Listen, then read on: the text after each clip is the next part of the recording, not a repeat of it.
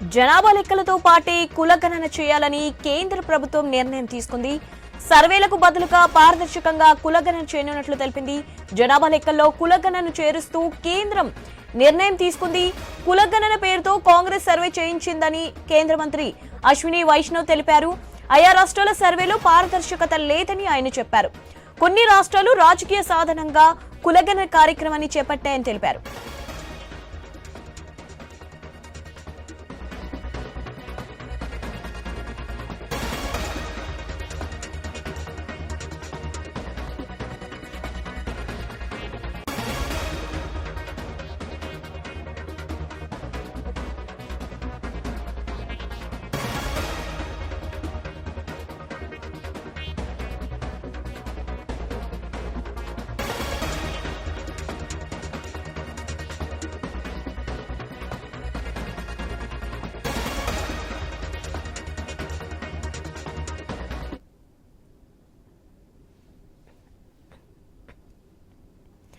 జనాభా లెక్కలతో పాటే కులగణన చేయాలని కేంద్ర ప్రభుత్వం నిర్ణయం తీసుకుంది.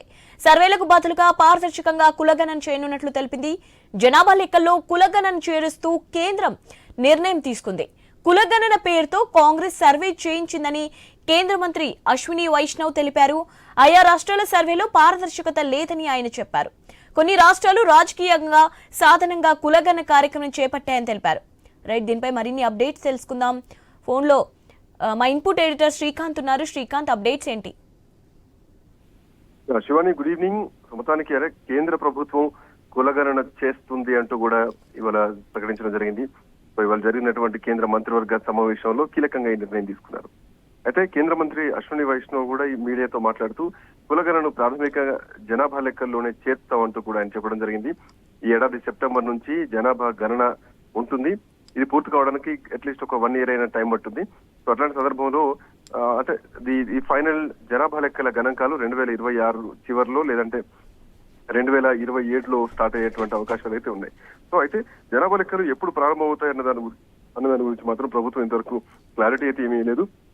గతంలో COVID-19 మహమ్మారి కారణంగా 2021లో జనాభా లెక్కలు జరగాల్సి ఉండే, అయితే అప్పుడు వాయిదా పడ్డాయి. సో జనాభా గణన సాధారణంగా అయితే ప్రతి 10 సంవత్సరాలకు ఒకసారి నిర్వహిస్తూ ఉంటారు. ఇట్లాంటి నేపథ్యంలో కులగణన పైన కొన్ని పార్టీలు, అంటే దేశవ్యాప్తంగా ఉన్నటువంటి కొన్ని పార్టీల వైఖరి కూడా డిఫరెంట్ గా ఉంది. ప్రతిపక్ష పార్టీలు, అటు కాంగ్రెస్, శరద్ పవార్ మినహా శరద్ పవార్ తో సహా బీజేడీ, ఎస్పీ, ఆర్జేడీ, బీఎస్పీ అట్లాగే ఎన్సీపీ దేశంలో కులగణను డిమాండ్ చేస్తున్నటువంటి పరిస్థితి కనిపిస్తోంది. టీఎంసీ వైఖరి మాత్రం ఇంకా ఎక్కడ స్పష్టంగా లేదు.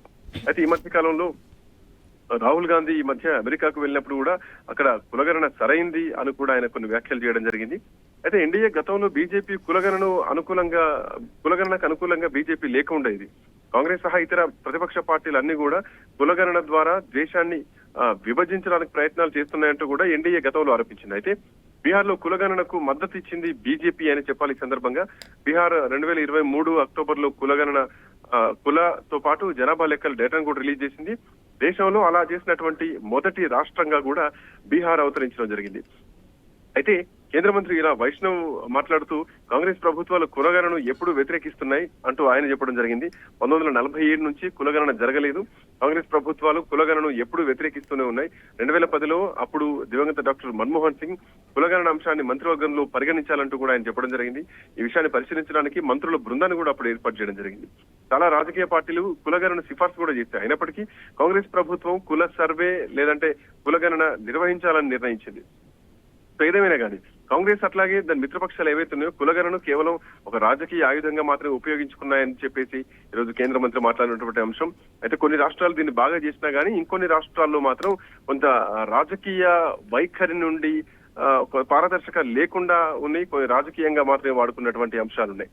సో ఇట్లా నేపథ్యంలో ఇట్లాంటి సర్వేలు ఏవైతున్నాయో కొన్ని సందేహాలను కూడా సృష్టించినాయి. ఏది ఈ తెలంగాణలో కూడా ఈ మధ్య కాలంలో కులగణనలో కొంత ఎర్రర్స్ ఉన్నాయి. సో అది పారదర్శకంగా జరగలేదు. ఇవన్నీ కూడా మాటలు రావడం జరిగింది. సో ఏదేమైనా కానీ భారత రాజ్యాంగంలోని ఆర్టికల్ 246 ప్రకారం జనాభా లెక్కల అంశం 7వ షెడ్యూల్లో లేనట్టు కేంద్ర జాబితాలో 69వ స్థానంలో ఉందని, సో దీనివల్ల ఇది కేంద్ర పాలిత అంశంగా మారిందంటూ కూడా కేంద్ర మంత్రి చెప్పడం జరిగింది. సో కొన్ని రాష్ట్రాలు కుల ఆధారిత సర్వేలు నిర్వహించినప్పటికీ ఆ విధానంలో మాత్రం చాలా డిఫరెన్స్ ఉంటుంది. కొన్ని సందర్భాల్లో ఈ సర్వేలు పారదర్శకంగా అట్లాగే కొంత అంటే వ్యవస్థీకృత పద్ధతిలో నిర్వహించబడ్డాయి, ఇంకొన్ని మాత్రం అవి రాజకీయాలకు ఉపయోగపడ్డాయి కొన్ని రాష్ట్రాల్లో అంటూ చేసినటువంటి కామెంట్ మాత్రం కనిపిస్తుంది. సో ఏదేమైనా కానీ కేంద్రం కులగణనకు కట్టుబడి ఉంది అన్నది మాత్రం ఒక అంశం ఈ రోజు ప్రధానంగా కేబినెట్ సమావేశంలో బయటకు వచ్చినటువంటి అంశం అని చెప్పడంలో ఎట్లాంటి సందేహం లేదు. సో ఏదేమైనా కానీ ఈ సెప్టెంబర్ వరకు కులగణన చేసేటువంటి అవకాశాలు అయితే కనిపిస్తున్నాయి. సర్వే చేపట్టేటువంటి ఛాన్సెస్ మాత్రం కనిపిస్తున్నాయి. రైట్.